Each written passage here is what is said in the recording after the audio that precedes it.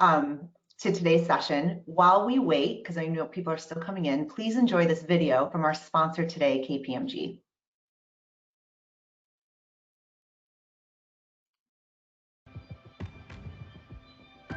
The world has changed. Throughout the global COVID-19 pandemic, banks have played a vital role, supporting employees, enabling communities, and working with governments and regulators to keep economies moving. Trust has been at an all-time high, and maintaining this momentum means understanding where the future is headed. The challenges to navigate are apparent. Looming economic uncertainty, historically low interest rates, mounting liquidity and credit losses, along with greater regulatory scrutiny and remediation costs. Those who succeed are likely to generate new growth, build resilient operating models, drive innovative experiences, and sustain better ways of working. Success is powered by understanding the bigger picture. At KPMG, we have identified 6 macro trends driving the new reality. New distribution channels reconfigure the landscape. Digitization shakes up products and services.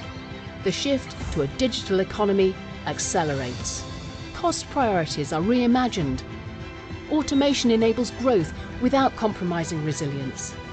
Risk is rewritten across the spectrum, with cyber and third-party risk dominating. Long-term, mass-flexible working is here to stay, and there's a greater commitment to climate and society, which drives customer loyalty as values and purpose take center stage. These trends are shaping banking in real time.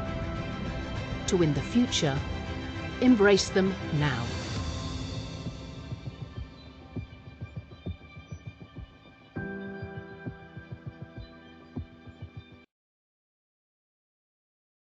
Okay, great. Hopefully everyone's in here by now.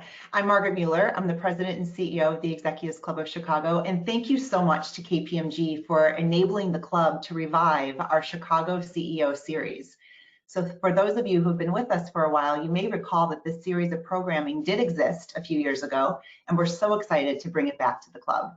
And I look forward to our conversation today, which is kicking it off, and many more conversations to come.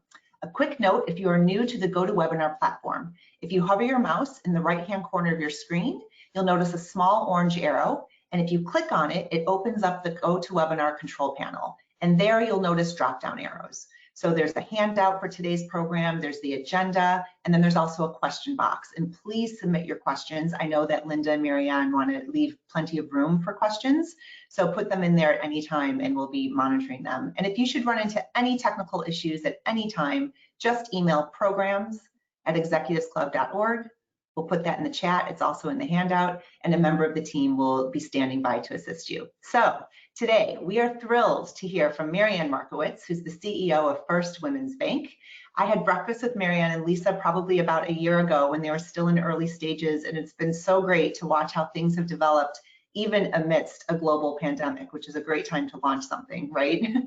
So today, Linda Imonti, who's the Office Managing Principal of Chicago at KPMG, is sitting down with Marianne to discuss women's role in the economy, the disproportionate impact that COVID and social justice crises have had on women business owners, and the bank's mission to grow the economy while advancing the role of women within it from their single flagship location right here in Chicago. So grab your coffee, settle in, and over to you, Linda.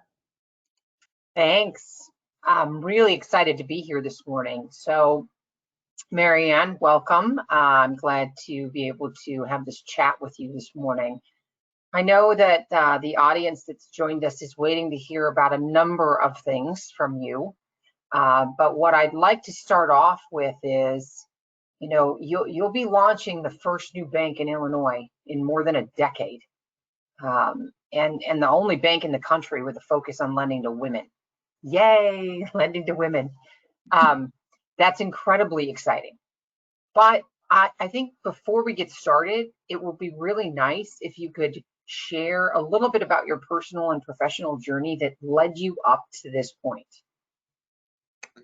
Absolutely, Linda. You know, before I jump into my background, though, I would really like to thank you and KPMG, Margaret, the Executives Club, Maria and the Chicago Network for having me today.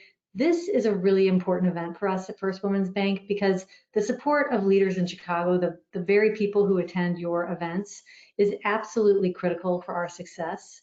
So I really want to thank the hosts of this event, and I want to thank everybody who's joining us for carving out time this morning to learn more about First Women's Bank and our mission. So about my background, I was raised in a highly diverse working class community, and it was a great place to grow up, but I also saw firsthand the achievement gaps that develop when you have, fewer paths to consider and really no networks to leverage. It's really one of the reasons that we're so focused on creating networks for our clients at the bank. It's absolutely critical. I'm a very commercial person. I was from an early age. I'm sure if you talk to my mom, she could tell you about the many schemes and lemonade stands, and I probably drove her crazy. But I was drawn to business at a early age. I think I found the diversity of paths that you could take, really exciting, and I still do. Right here, I sit here 30 years into my career, and I'm just incredibly grateful, I guess, for all the interesting and diverse career opportunities that have come my way. Now, before I talk about that career, I really want to spend just a second and tell you a little bit about my family. They are the most important part of my life. The family I grew up with, incredibly supportive, and the family that I've built with my husband Jeff and my daughter Maura. They have been so supportive of me and my career opportunities. As career opportunities came my way, some really interesting things crossed my path, and instead of jumping right at them, I always hesitated because I knew that they would mean, less time at home, sometimes no time at home for at least a time. As women, we're balancing a lot. We're prioritizing, constantly reshuffling our priorities. But I can tell you that my daughter and my husband have always been incredibly supportive. In fact, they push me out the door and say, this is absolutely what you need to do. And I'm really grateful to have had all that support and freedom because I've had some incredibly fulfilling career opportunities as a result. So back to my career. The first half of my career, or nearly 15 years or over 15 years, was spent in really large corporate settings. I focused on corporate finance and corporate M&A, and I really further specialized into an area where I led large-scale, complex startup initiatives within a corporate setting. And I did this work domestically, and I did it abroad, and I loved it. Really a pivotal moment in my career came when I joined the 2008 Obama campaign. I was the CFO for that campaign. I joined prior to launch, really prior to announcement. And I was able to bring together an amazing team, and we developed and executed the finance and operations plan for the campaign. It was a really quite an operation. Over 2 years, we managed and deployed $1 billion. We onboarded and offboarded 3,000 employees. It was a phenomenal professional experience. And I think we all feel really, we have such great memories of that time. I can tell you that 13 years on now, my team and I still get together on group calls. We had one this week, and we reminisce about those ideas. We stay connected. I think it says a lot about the experience and probably even more about that team, which was amazing. But managing that campaign from a financial and an operations standpoint is really a lot like managing a startup business and growing it really quickly into a mid-sized business. And it gave me real appreciation for what small business owners do and all that they manage. And I can tell you that it changed the focus of my career. I went from being in large corporates after that, and I've spent the last 13 years really supporting and advocating for small businesses. I led the SBA here in the Midwest, and I led it nationally from DC, and I did that for a combined total of 8 years. And I took all of that experience when I joined CIBC, and I used it to build a really successful national SBA platform. And that's where I was, and that's what I was doing when I met the co-founders of the First Women's Bank. I pretty immediately connected with the mission. I mean, gender equity, that's something that's near and dear to me. And I knew that this was my next career opportunity when they offered me the ability to lead it. So for me, having a second time in my career to lead a really purpose-driven organization is a tremendous privilege. Once you have that experience of combining the skills that you work so hard to build with the things that matter the most to you from a value set, it's more than working, it's really living your values. And that's how I know I feel, and I think my whole team feels about the work that we're doing at First Women's Bank. It's so important. You know, we're not just creating a bank, we're creating a platform. We're creating a platform that allows small businesses, corporations, individuals, nonprofits, government entities, all to sort of, you know, support gender equality through this platform that we're building. And I can tell you that we're all excited. We have a tremendously mission-focused culture at the bank, and I feel so just grateful that this is where my career has led me.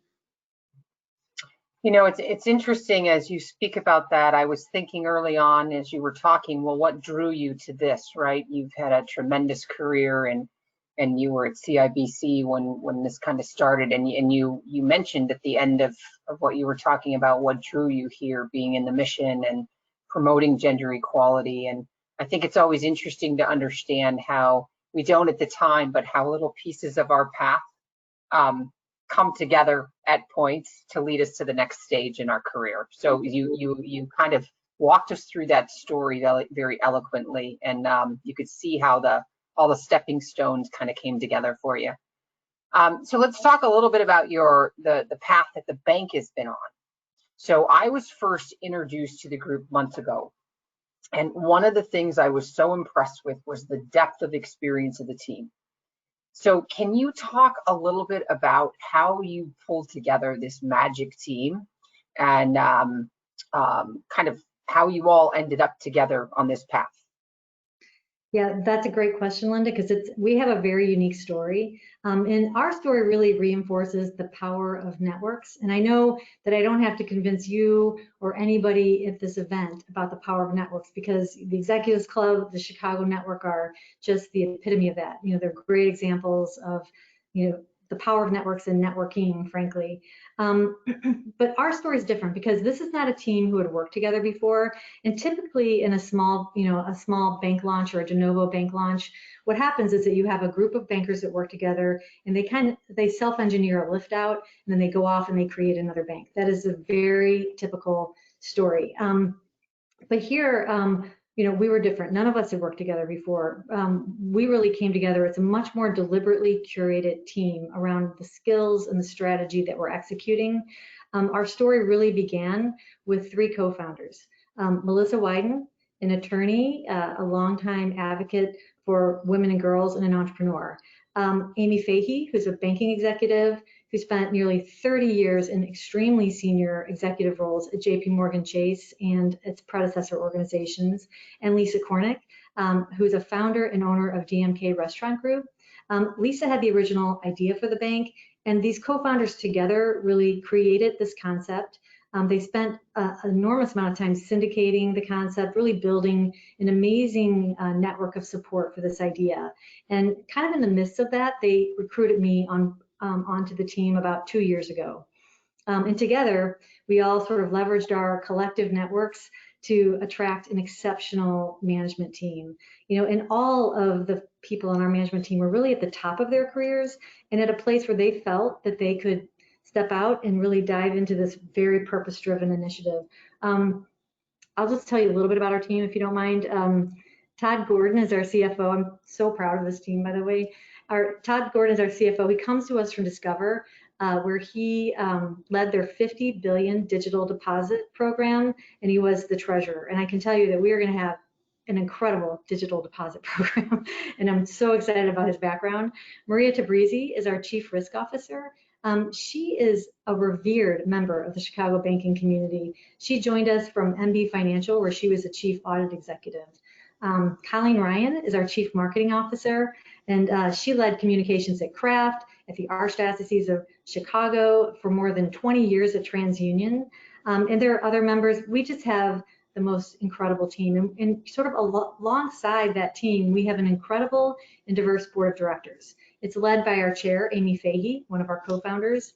Our board members all have deep ties to the Chicago community, and they have extensive background in banking, investment, and business. So I know that many people at this event probably know some or all of our board, so I'll mention a couple of them.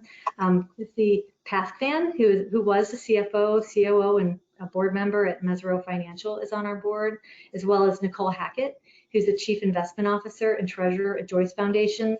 Really, our board is all of this caliber. It's really incredibly strong. And I do want to mention one other thing about our team. Our board is 85% women and minorities. That's the composition of it. And our management team is 80% women. This is tremendously unique. I mean, I can tell you that in the banking sector, women hold 2% of executive leadership roles globally. So we don't look like other banks, and it's just further proof of our commitment to gender equality. Yeah, fantastic percentages that we don't see often, right? We don't see often in any industry, but we surely don't see it in the financial services. So congratulations to all of you. We're really excited about that. Let's talk about a little bit about and share with the group where you're at on the path to launching the bank, and share some of the key milestones that you guys have already met. Thank you, Linda. So the team is working incredibly hard to achieve an early 2021 launch. I'd say the proverbial boulder in the road right now, capital raise. We're all working incredibly hard to complete that. Raising capital in a pandemic, I mean, I think to say it's challenging is a massive understatement, but our mission has elicited incredible response, and we've been able to really create a lot of momentum even in this environment. With that said, we have a gap to fill before we launch, and we're all working really hard to complete that. In addition to the capital raise, which we've made a ton of progress in, we've made significant progress in a number of other areas.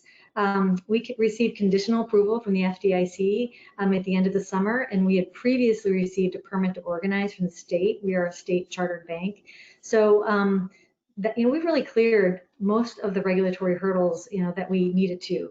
We selected our single flagship location at 1308 North Elston, which is right across from the landmark Morton Salt rooftop, right at Division in 9094. It's a highly visible location. You can't miss it. We're very, very excited about our new home, which we're building out right now. Earlier this month, we announced that we had selected Fiserv as our core technology provider. Now, as a national bank with a single flagship location, our digital platform is absolutely critical, and we're excited about the digital suite of products that we selected. Fiserv is going to be an excellent partner. And finally, we're building an incredible advisory board. And this advisory board is going to be comprised of business and civic leaders, nonprofit leaders, all who are really there to build, connect, and inspire a community of women-led businesses. We are thrilled today. We're sharing for the first time today the leadership team, which includes Meredith O'Connor, who's an executive managing director at JLL. She'll be co-chairing the advisory board alongside Dory McWhorter, who's the chief executive officer of YWCA. I know they are known by many or all of the people on this call today. The advisory board will be an essential part of what we're building. We have the perfect leadership team in place to build and to lead that effort, and we're tremendously excited. That's great news. Great news. As you guys formulated I need some water, and I didn't bring any to set next to myself. As you formulated your strategy, why did you decide to focus specifically on women-owned small business? Yeah, that's a great question, Linda. The data around the women's economy tells a compelling story, and it really demonstrates the need for this bank. The number of women-owned businesses has been growing rapidly for years. Last year, it grew at twice the national average. Over the last 20 years, it's up 114%. And I think a lot of people know this about the women's economy, that it's a force. It's experiencing an absolute revolution. But the untold story is that the exponential growth in the women's economy is really driven by women of color. According to Fast Company, last year, women of color led 89% of new business starts on a daily basis. And if you look at the whole women's business economy, if you look at the whole economy, of the 30 million businesses out there, small businesses, women own 13 million, or almost 42% of that overall economy. And women of color own half of that. 50% of the women's economy is owned by women of color. And that's a story that needs to be told, frankly. But right here in Chicago, the women's economy is incredibly robust. We have over 400,000 women-owned businesses. And Chicago has the highest percentage of women founders of any city in the world. It's quite something to boast about. So while all of this growth and all of this power exists in the women's economy, and they've been experiencing rapid growth, it still has this persistent and addressable need. There's a gender gap in access to capital. And even with all of this growth, that gender gap, that gender lending gap, we call it, has really not abated. It's stayed very constant. And so today we know that women-owned businesses are accessing an estimated 16% of bank commercial capital. Now that's a number of loans. If you actually look at the dollar amount, it's 4.4%. Now that's a real gap. And that is exactly the issue that we're forming to solve with this bank. Fantastic. What drives the gender gap in capital, in access to capital? You know, it's honestly a pretty complex issue, and there are a number of factors that are driving those statistics. So I don't want to paint, you know, I want to recognize that all business owners are unique, everyone's unique, and I don't want to paint anybody with a broad brush, but if you look at the numbers and the research around the women's economy as a whole, you can see that women tend to over-rely on personal finance and personal credit when they launch their enterprises. Now, sometimes they rely on that for the entire life of their enterprise, and that can be a very limiting decision. You know, it can really seal off your ability to access commercial credit later. So we will work to educate and move the women's economy away from that. At the other end of the spectrum, we see women leading really successful enterprises, and when it comes time to grow, the lever they reach for far too often and far too early is that they sell ownership. They sell off their equity to get the capital to fuel that growth, when instead they could be retaining that ownership, going for, you know, competitive commercial forms of debt financing. That, you know, that's the real way that they could grow their sort of business and retain that ownership and retain that success. You know, we know that this behavior tells, you know, the result of this behavior is studies tell us that women are retaining something like 47 cents to every dollar of their male counterparts in equity. Now, women are, you know, they're busting down barriers to like create the success for themselves and their firms, and then they're owning half their success. It's a tragedy, and it's something we hope to start to correct. In addition to like the research around the behaviors in the women's economy, there's a lot of research around women's preferences. And what research tells us is that women really prefer to consume financial information at a much higher level when they're making these important financial decisions, more so than their male counterparts. Now, so what does this mean? That means that they're more risk adverse as a group, which is not a bad thing. They want to do their homework. They want to make informed decisions. And so this might take a little more time. It might need a little more consultation and certainly more information. So all of this information really tells us that the women's economy, A, needs more access to capital. We're forming to provide that. And B, that women really need a different banking experience, and we're forming to provide that too. We will provide a very information-rich environment through a consultative approach. You know, we're gonna put together curated curriculums, networking opportunities, and really support our clients. Now, this approach is really going to appeal to all of our clients, but we know it's really going to appeal to women because we're building this bank around women's preferences. So what makes, I mean, clearly there's how you're building it and the strategy makes it unique, but can you provide kind of some more insight as to how it's unique and how will you serve this market? Yeah, absolutely. I mean, everything that I said about how we are specifically forming to support the women is absolutely part of that. The advisory board is part of that.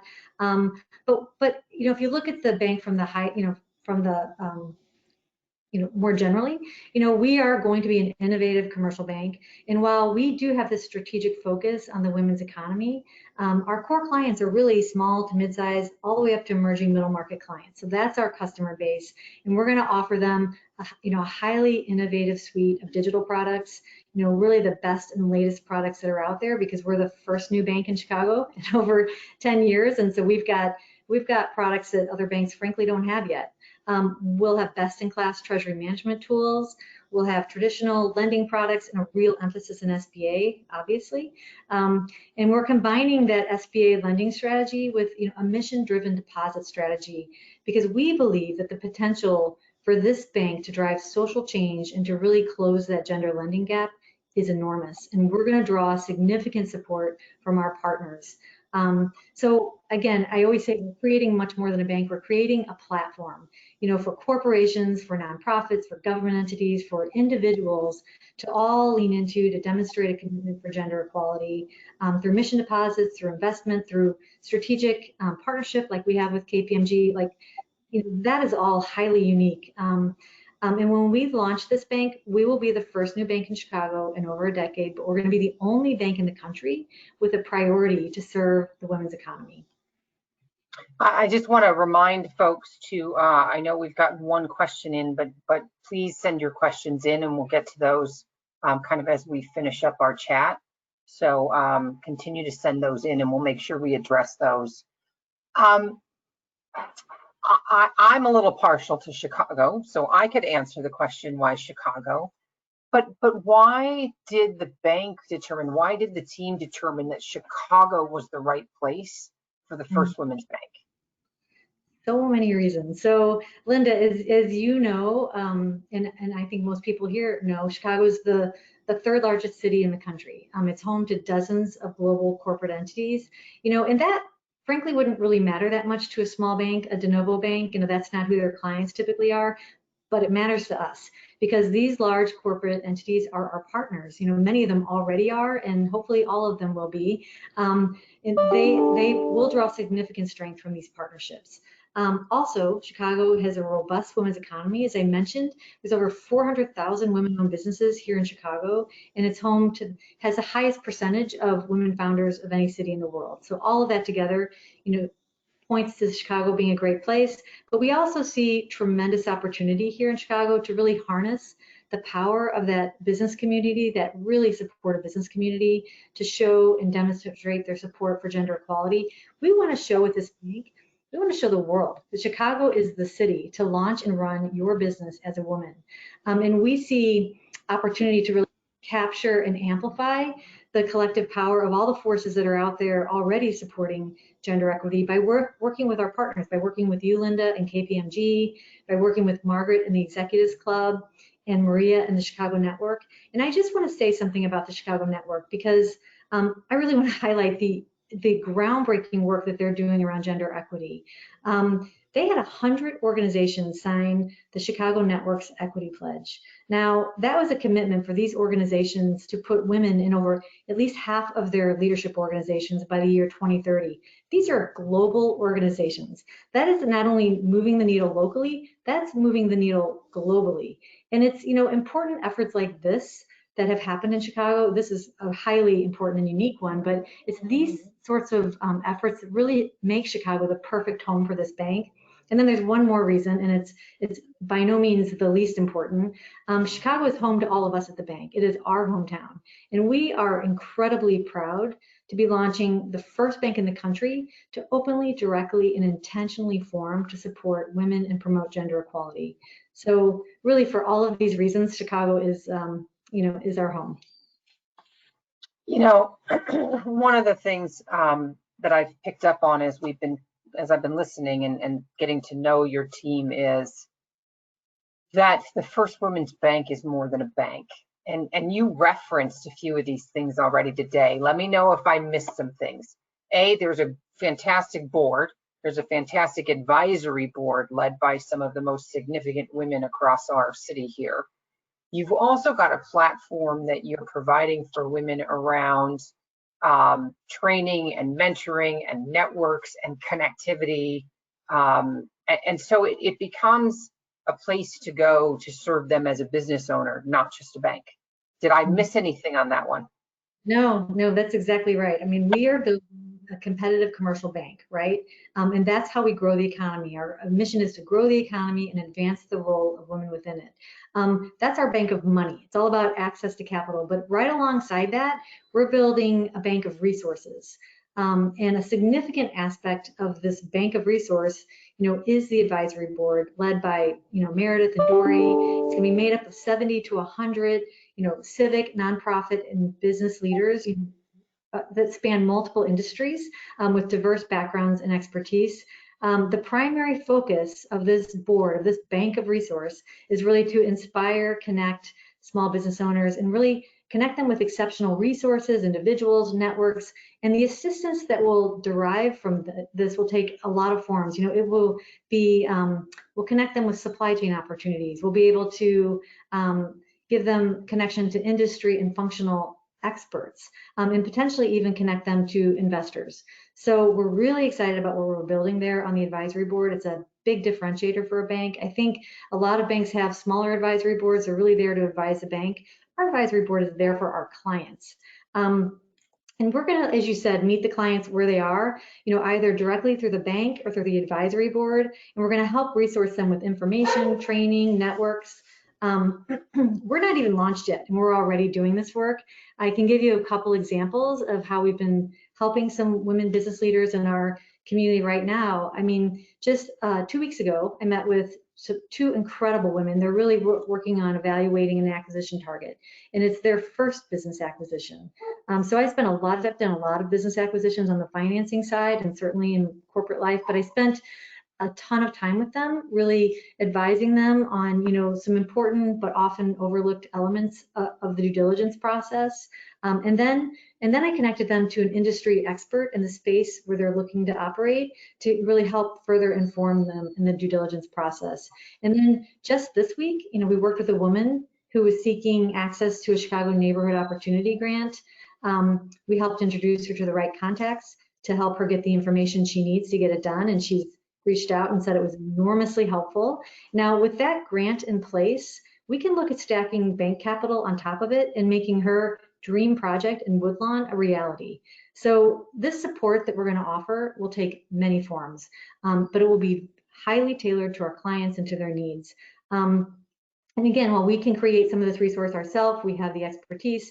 In other cases, we're going to be, tapping into the vast amount of resources that are out there in the community. And we're going to form the connective tissue of all of those resources and all those resource organizations, and really make that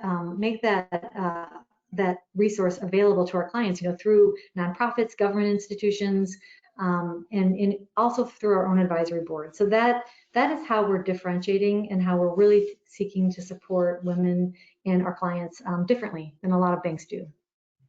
Well, I'm happy to let you know that we just answered question 3 that came through too. So, which was related to that, which was related to the resources that you all are looking at making available broader than, kind of what I would call a full service business, bank. During this time, it's been such a unique time for all of us in multiple ways. There's been so many businesses that have been really impacted by the pandemic, and then the social unrest. And then we've got some big things coming in the next few days that might further impact some of our businesses in different ways. And in the midst of all this, you're preparing to open a bank and focus on a market that's been so adversely impacted. Are you concerned at all about launching right now? So let me talk first about the small business environment right now. There are some businesses that frankly have accelerated during the pandemic, but there are many more that are struggling. And I've had dozens of business owners reach out to me, in the months since the pandemic. Many of them were struggling. These were heart-wrenching calls. These were people I know personally, people I know professionally, and they were all looking, at least initially, for ways to really navigate the PPP process. And while I know there were some banks here that did a really incredible job with the PPP process for their clients, there are other bigger banks that frankly did not. But when I spoke to people, I told them, their best shot is to go back to their bank, talk to their banker, and get advice about how to tap into PPP. And what I heard back was really disturbing. So many people said, I don't even know anybody at my bank. So that situation has really highlighted the need for a bank that really values connection and relationships. We were really building First Women's Bank around those principles well before the pandemic, because we know how important that partnership can be for small businesses. But to your question about timing, I can say, how do we feel about launching in this time? I can answer that in one word. We feel incredibly excited. As a new bank with no credit losses and fresh capital launching at a time where there's high loan demand, we're going to benefit from that. And we're going to benefit from launching at a time where there's increased disruption in the small business sector. I mean, there are businesses that are on the move because of what they've experienced during the PPP deployment. I was at SBA in 2008, and I can draw some really close parallels from what happened then to what's sort of playing out right now. And what we saw in 2008 was that there was a high demand for SBA loans, small business loans generally, but primarily SBA loans. And we were at the SBA, we were pumping stimulus through the SBA program to get banks to lend more. And banks, by and large, they closed up shop because they had good reasons. They were distracted by their loan losses. They were trying to get a handle around their concentrations. And so really new capital from those banks was at a virtual standstill. Now, at the same time, there were a couple of new SBA banks that launched in 2008 and came into the marketplace with SBA programs, with fresh capital, no losses, and they had a ton of impact and they had a ton of success because they had a clear runway for growth to really choose the strongest opportunities out there. And one of those banks is the largest SBA lender to date, in this market now. So when we launch, the First Women's Bank is going to be the only new SBA bank in this launching in this post-pandemic era. And we're going to be the only bank in the country, as we've talked about, focused on the women's economy. Now that's important because our mission really resonated before this pandemic. There was a gender lending gap before this pandemic, and it was significant. When this crisis passes, that gap's going to be greater than ever, and we're going to be uniquely positioned and ready and equipped to address it. So I would just say, Linda, our heart goes out to these small business owners that are struggling, but we are excited as a bank to be launching into this time frame. Fantastic. Well, we do have a few questions coming in, but before we go to those, I want to ask you one final question. You have a very large group of folks joining us today for this chat. What can the audience do to support you or get involved? Well, I've loved all these questions, but this is my favorite question. Thank you, Linda.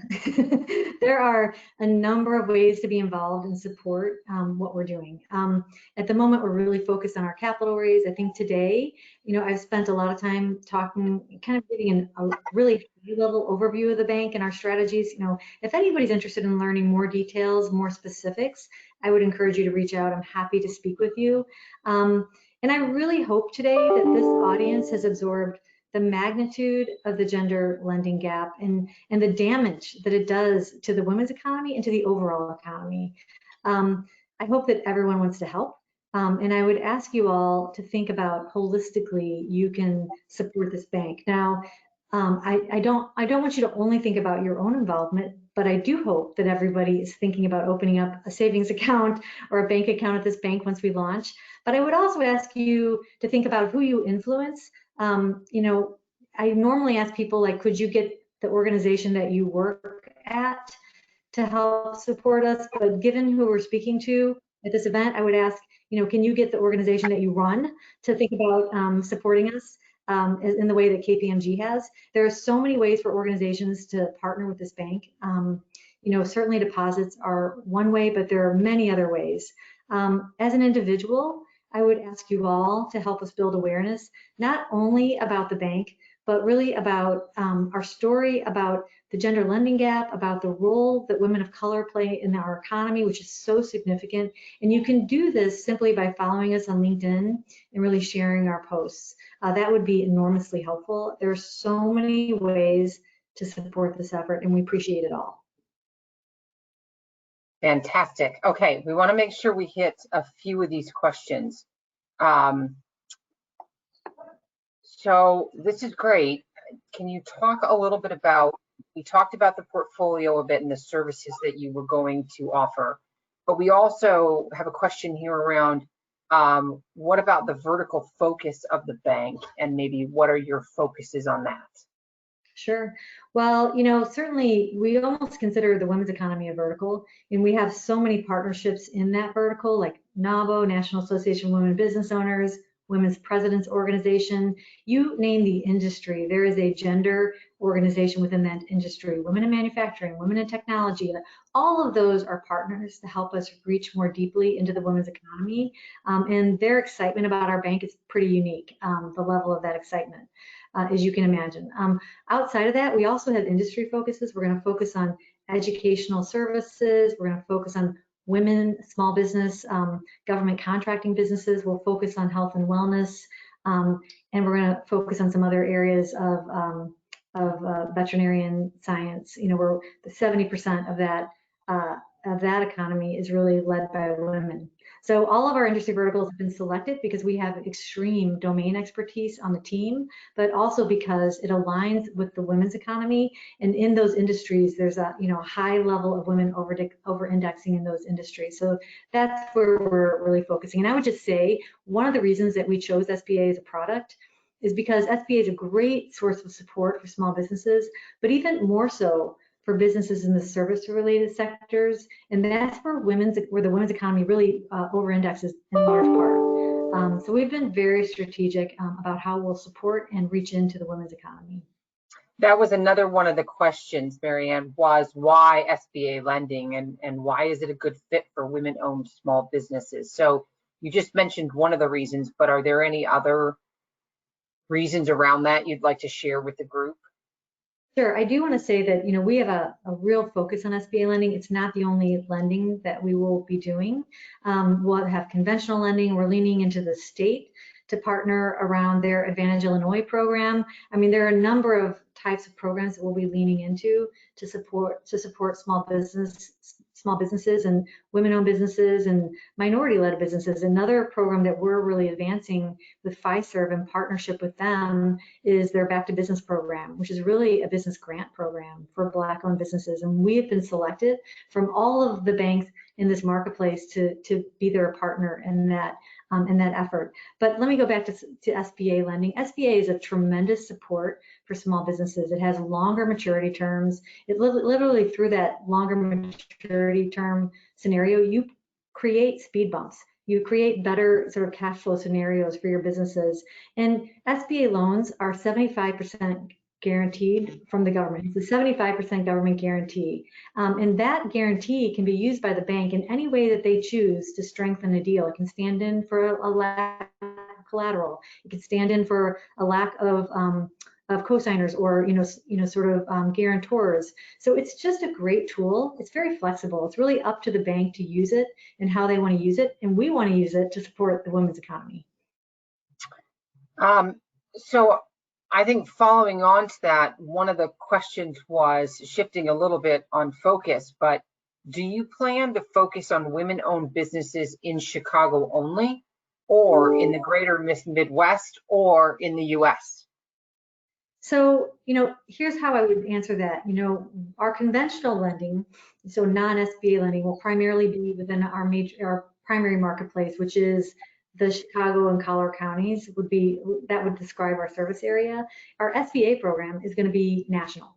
I have built national SBA programs in the past. Our chief credit officer has built them in the past. We know how to scale nationally through all the sort of referral supports within the SBA marketplace. Certainly these industry verticals will take us national. And because our industry verticals are really highly aligned with the women's economy, we'll be out there nationally supporting the women's economy in a big, big way. Excellent. Let's see what else we've got coming across here. Oh, great question. Talking about a lot of the different services you will be providing to women businesses. One of the specific question is will you provide consultative services for women starting their businesses? 100%. We're leaning heavily into business advisement. You know, it's some of the work that I'm doing right now, but we'll do that partly, as I said, from the bank. In some cases, we'll be reaching out, you know, for some advice and resource from our own advisory board, or, you know, finding other resources across the entrepreneurial landscape. We've spent a lot of time, really. I had a great, you know, sort of vantage point at the SBA of all the different sources of support that are out there for the, you know, entrepreneurs. And sadly, most entrepreneurs don't have that vantage point. It's hard to find those resources. And so we're leaning into my knowledge base. We've separately gone out and really done a landscape assessment of everything that's out there and cataloged it, you know, and we're working to sort of connect with all these organizations so that we can really, you know, in addition to our consultative approach and our resources, that we can, you know, VIP and white glove our clients into the right resources that are out there across the entrepreneurial landscape. We're doing this differently. Banks don't do this. They don't do it in a way that we're doing it. It's very unique. Yeah, incredibly unique.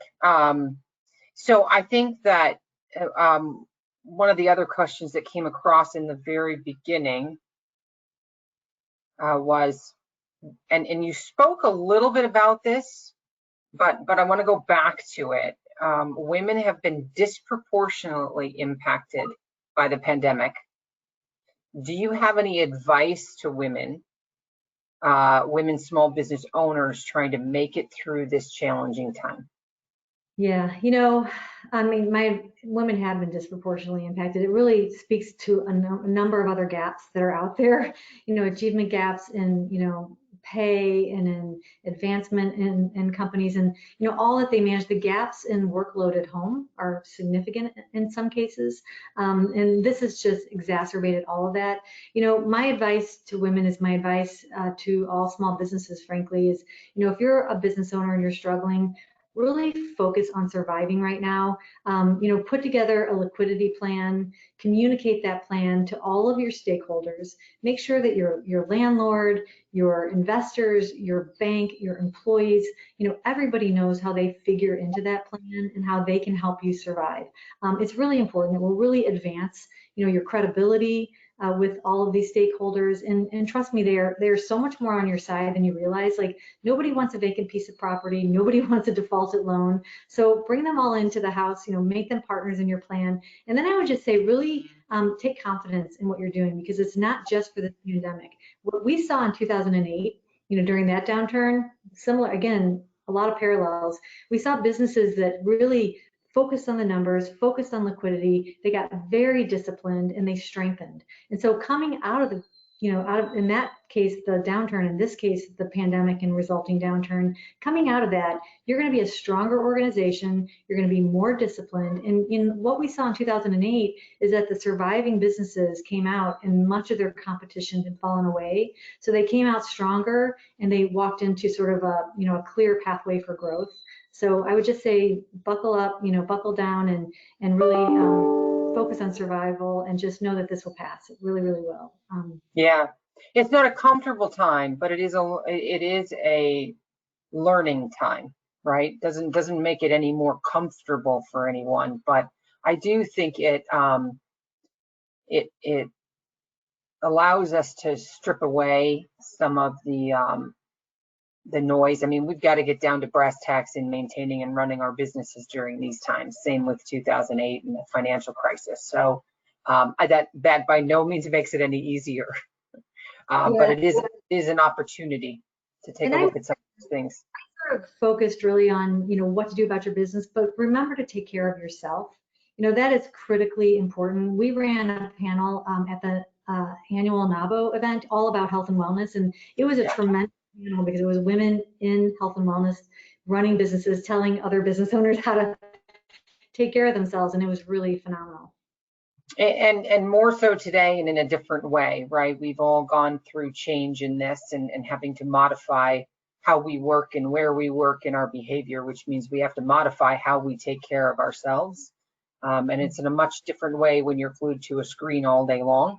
And so I think we've all had to learn to adjust to that, and we'll have to learn to adjust when we start to shift back to what I would call the post-pandemic days. So one of the questions that came across is, do you have any recommendations for the group on resource organizations that might be a partner with you, or will you build all of those resources? So what types of resource organizations might you partner with,